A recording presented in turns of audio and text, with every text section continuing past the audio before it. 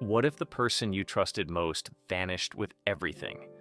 What if your own blood turned cold after the funeral?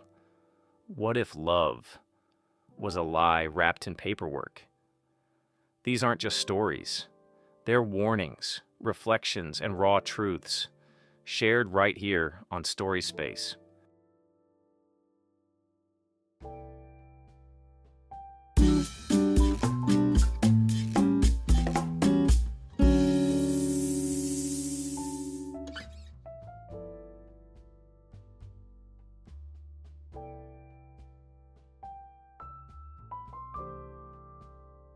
I always thought growing old would mean more peace, not more paperwork. I'm 72, widowed, and I've lived in that little blue house on Cedar Lane for 41 years. It's where my wife planted her rose bushes, where our kids scraped their knees on the driveway, where I spilled coffee on tax returns and fixed the leaky sink 3 separate times. Poorly, every time. After Mary passed, I kept the house because it felt like the last piece of her I had left. But as time went on, the stairs got harder. My son Greg started talking about protecting assets and avoiding probate. He said we should just put the house in his name for safety. He's my son. I didn't ask many questions. I trusted him. We signed some papers at a notary. I didn't read them carefully. I just figured, worst case, we'd keep everything in the family. Last month, I got a letter in the mail from a real estate agency. Something about a closing date and an inspection. I thought it was junk mail until a for sale sign showed up on my lawn 2 days later. I called Greg. He didn't pick up. I texted him. "Is this some kind of mistake?" He replied, "We'll talk later, Dad. It's what's best." Later never came. But a young couple did. They parked in my driveway on a Saturday afternoon, holding hands and pointing at the porch like it was already theirs. And maybe it was. Legally, it wasn't my house anymore. I went to the courthouse, found out everything was clean. Signed, witnessed, not illegal, just unforgivable. I don't know what broke me more, the betrayal or the silence that followed. Greg hasn't spoken to me since, said I was being dramatic, that I should be grateful he's helping me downsize. But you don't downsize memories. You don't relocate where you kissed your wife on the front step after she burned the meatloaf and cried over it. You don't throw away the place where your kid took his first steps and then, 40 years later, quietly erased your name from the deed. I packed my things, not much really, some photo albums, a few books.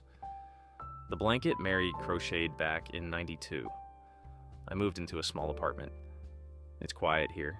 The floors creak differently. The light comes through the windows wrong. People say, "At least you're safe. At least you have somewhere to go." And sure, I do. But I used to have a home. And now I have a reminder that sometimes the people we raise grow into strangers. That trust, once broken, doesn't make noise. It just leaves you standing in your own living room, watching a sold sign go up on the lawn, and wondering when love turned into leverage.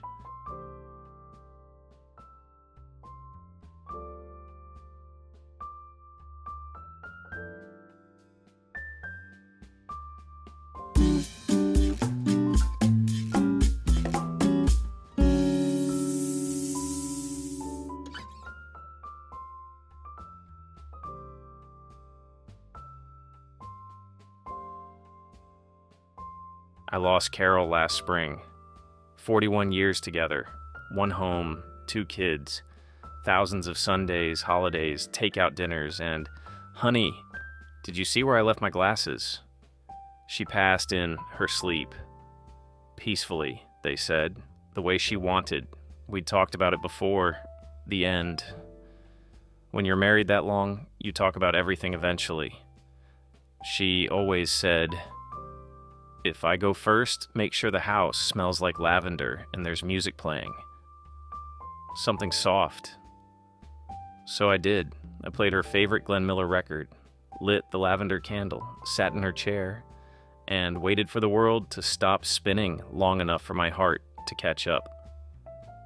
3 days later, I started sorting her things, not because I wanted to, because I had to. Life keeps moving, even when yours feels frozen. I found her laptop. It was old, heavy, and dusty. I almost didn't open it. But curiosity, or maybe grief, got the better of me.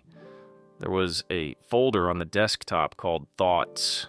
Inside were dated entries, dozens, hundreds. The first one was from 2008, the last just 2 weeks before she died. They were letters to me, but not the man I thought I was. Some were sweet. You looked handsome in that blue shirt today. Others were heavier. I don't think he hears me anymore. One just said, I wonder if he still sees me. I read every single one, all night. Tears, tissues, tea, gone cold. I found out she'd been quietly struggling. Not with me. With life. With aging. With feeling invisible. With watching the world move faster, while her body slowed down. She wrote about our daughter moving across the country, and how she smiled through the goodbye but cried in the laundry room for days. She never told me. Maybe I didn't ask. Or maybe I didn't know how to listen anymore. One entry stopped me cold.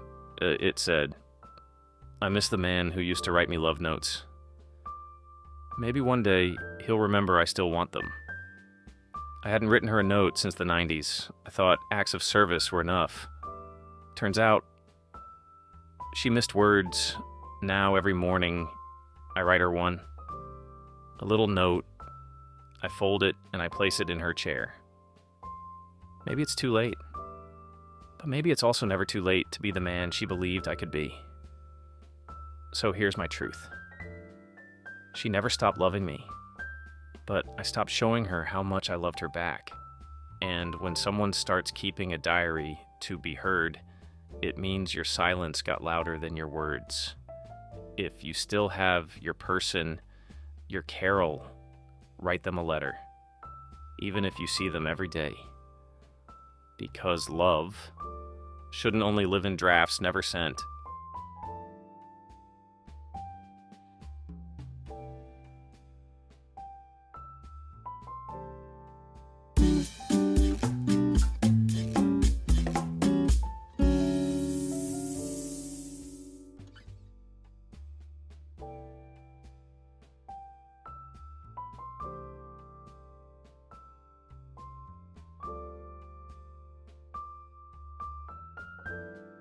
We had it all planned out. The cabin in Oregon, the used RV, the road trip from coast to coast. Margie and I spent 35 years saving for retirement, cutting corners, living frugally. No big vacations, no brand new cars. Just 2 school teachers making the most of what we had. We talked about it endlessly. We'd sit out on the porch in the evenings, sipping tea, watching the stars come out, saying things like, someday that'll be us. Camping under these same skies with no schedule, no alarms. We never fought, we rarely splurged, and we always said we, never me. So when I logged into the account and saw it was empty, I thought it was a glitch. But the glitch didn't go away. I called Margie. No answer. I checked the closet. Her suitcase was gone. My stomach turned. Before I even noticed, her jewelry box was empty too. 2 days later, I got an email. I'm sorry, it said. I can't explain it right now, but I needed a new life. Please don't try to find me. No name, no location, just silence. Turns out she'd been corresponding online with someone in Costa Rica. Someone who made her feel alive again. She drained the joint account and left. I didn't even know she had a passport. People ask if I saw the signs. Maybe. She stopped talking about the cabin, stopped folding my laundry, stopped laughing at the same shows. Her eyes wandered more. Her questions became fewer. What's worse is, I wasn't even mad. I was heartbroken. Because you can build a life with someone, brick by brick, and still not see the moment they decide to walk away from it. I ended up selling the RV we never used, donated most of her clothes, started going on walks alone. I even joined a senior book club, just to hear other voices at the end of the day. And every time someone says, "At least you're free now," I wonder if I ever really knew the woman I shared 60,000 cups of coffee with. Maybe we all carry versions of ourselves we never share. Maybe I was just her safe place, until she was ready to jump. And now I'm left not just without the money, but without the meaning it was meant to bring.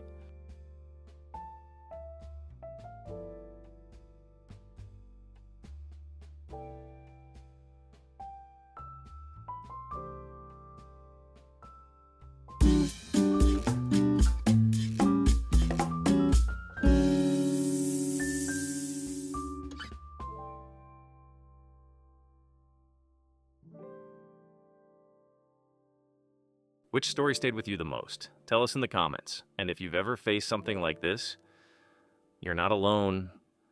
Subscribe and pull up a chair. You've got a place here.